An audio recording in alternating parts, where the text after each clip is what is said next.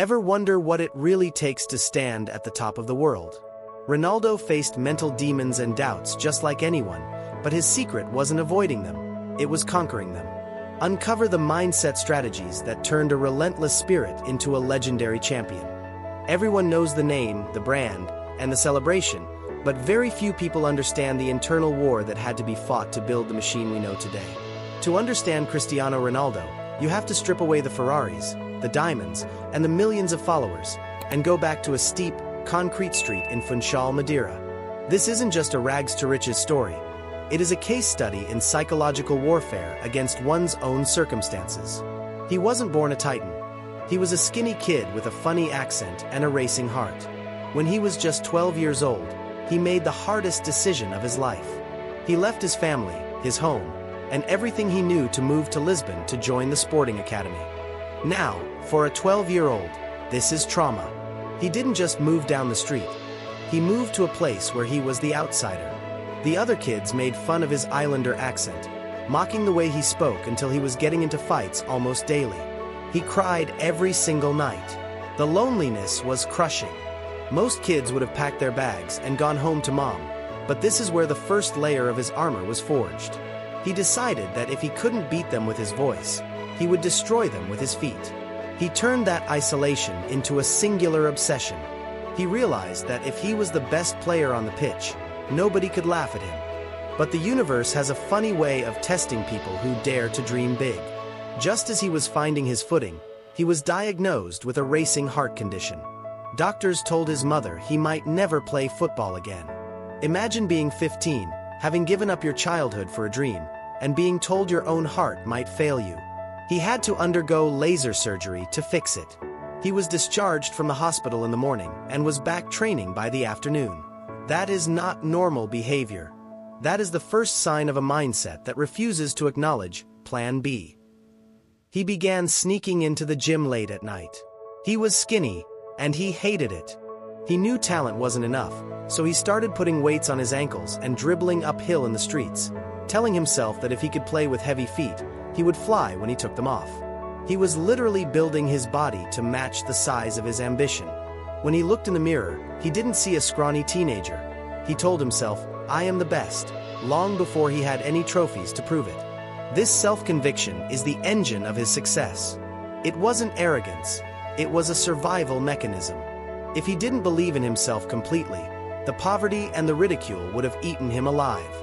When he finally got his big break and moved to Manchester United, the pressure didn't disappear, it multiplied. He wasn't just another player. He was the teenager brought in to replace David Beckham. He asked for the number 28 jersey, but Sir Alex Ferguson gave him the legendary number 7. That shirt is heavy. It crushed other players, but Ronaldo wore it like a cape. However, his early days weren't a fairy tale. He was criticized for doing too many step-overs, for being a show pony, and for lacking an end product. The English media is brutal, and they were waiting for him to fail. Then came 2004, the Euro final in his own country. Portugal lost to Greece. The image of a 19-year-old Ronaldo sobbing on the pitch went viral before viral was even a thing.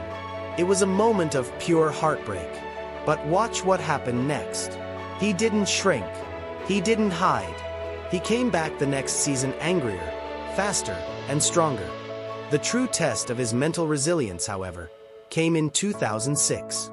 During the World Cup quarter-final against England, Wayne Rooney, his club teammate, got sent off.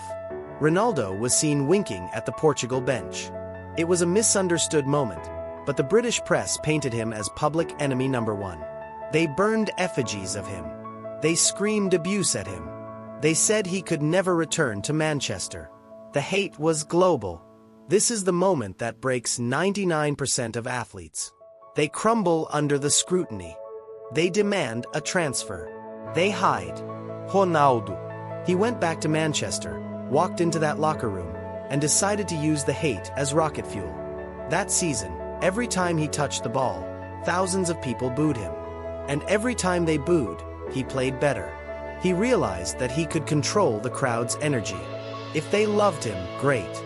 If they hated him, even better, because he wanted to prove them wrong. He scored 23 goals that season and won the title. He took the villain narrative and turned it into his superhero origin story. He mastered the art of tuning out the noise.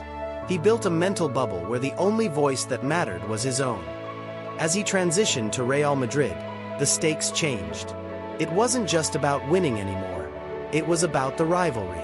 The world became obsessed with the Messi versus Ronaldo discussion.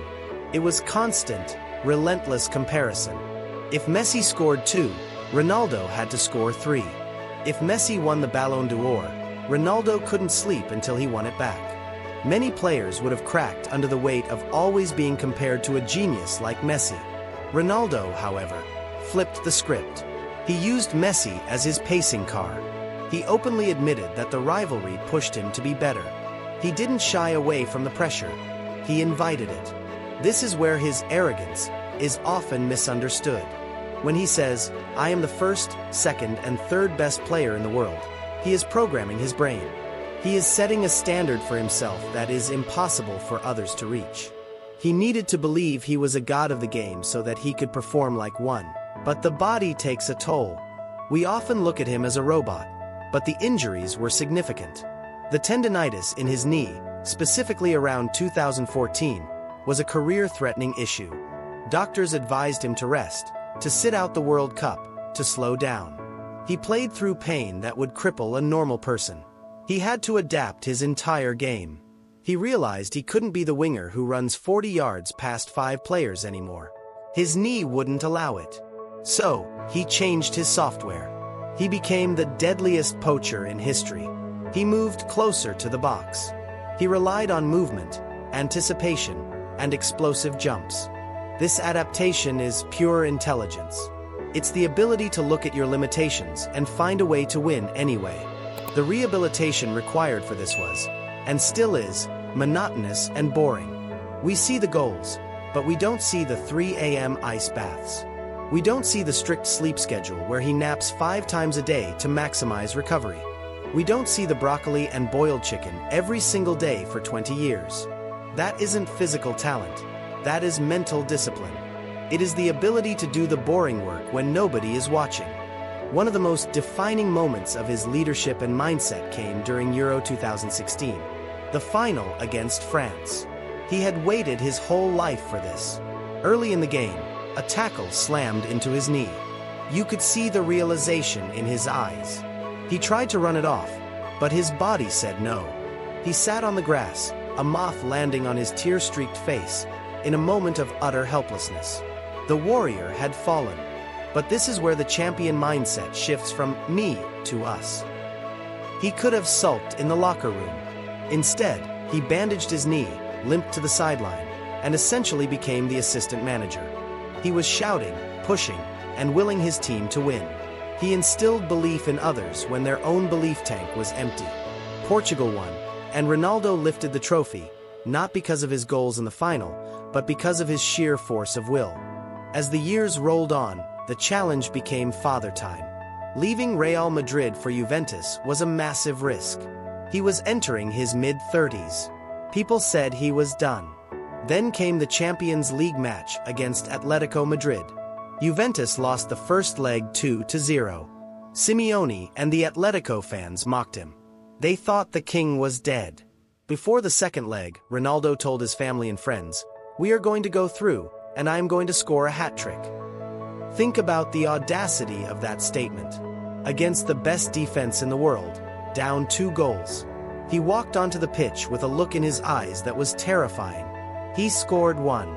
He scored 2. Then, the penalty for the 3rd. He smashed it in. He single-handedly dragged his team from the grave. That wasn't football. That was a psychological masterclass. He willed the result into existence. Returning to Manchester United and his subsequent move to Al Nassr brought different battles. The tragic loss of his newborn son was a blow that no amount of mental training can fully prepare you for. It showed his humanity. To play at the highest level while grieving such a loss is unimaginable. Yet, he found the pitch to be his sanctuary. The criticism during his second stint at United was venomous. He was called a problem, a relic. Being benched at the 2022 World Cup for Portugal was a humiliation he hadn't faced since he was a teenager. Seeing his relevance questioned publicly hurt him deeply. But look at how he responded in Saudi Arabia. People laughed, calling it a retirement league. He didn't treat it like a vacation. He treated it like the Premier League. He got in better shape. He scored over 50 goals in a calendar year at age 38, outscoring Haaland and Mbappe. Why? Because he isn't competing with them. He is competing with the ghost of his potential. He is terrified of the day he can no longer perform, so he runs faster to keep that day away. His daily toolkit is something we can all learn from. He uses visualization religiously. Before a game, he doesn't just listen to music. He plays the movie of the game in his head. He sees himself scoring. He feels the ball hitting the net. He practices positive self-talk. That famous su'u celebration? It's an anchor. It's a trigger that tells his body and mind, I have arrived. I have conquered. He surrounds himself with people who tell him the truth but support the mission. He creates an environment where failure is not an option because preparation has been perfect. Ultimately, the story of Cristiano Ronaldo is not about a man who was born with a golden touch. It is the story of a man who built a fortress around his mind. He took every stone thrown at him, the poverty, the heart condition, the mockery, the hate, the injuries, the grief, the age, and he used them to build the castle he now lives in. He proved that talent is cheap, but the mindset is expensive. He showed us that the biggest battles aren't fought on the grass. They are fought in the 6 inches between your ears. He teaches us that you don't have to be the most talented person in the room to be the winner. You just have to be the one who refuses to lose. So, here is the takeaway for you. You might not be trying to win the Champions League. Maybe you're trying to start a business, pass an exam, or just get through a tough week. Take a page out of Ronaldo's book. When the doubts creep in, when the haters or just the circumstances of life try to drag you down, don't ignore them. Use them. Let the doubt be the fuel that burns in your engine. Look in the mirror and tell yourself you are the best, even if you don't believe it yet. Fake it until the work makes it true. Discipline isn't about doing what you love. It's about doing what is necessary, even when you hate it. If this story fired you up, if it gave you that spark to go tackle your own mountains, do me a favor. Smash that like button. It really helps the channel grow. Drop a comment below. What is the biggest mental battle you are fighting right now? I want to hear your story. And don't forget to subscribe and turn on notifications so you never miss a dose of inspiration. Now, go out there and build your legacy.